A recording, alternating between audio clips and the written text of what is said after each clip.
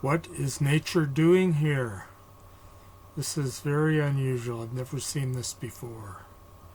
But look at this. This Douglas fir tree, the pine cones or fir cones on the tree are sprouting. So the seeds that are supposed to be dispersed are sprouting right on the tree.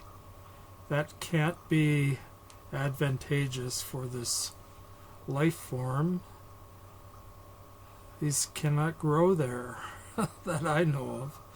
These Douglas fir cones, seeds are germinating right there, right in the cone, on the tree. Amazing.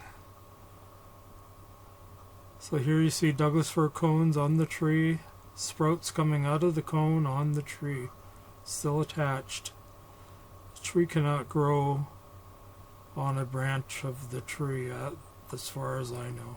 And then look at this, sunflower, doing the same thing. The seeds are germinating and sprouting right inside the flower. These examples may not be beneficial to the species.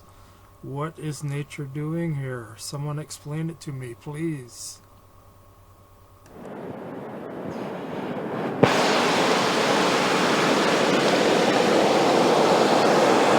Medical toxicology, Gary J. Ordog, MD.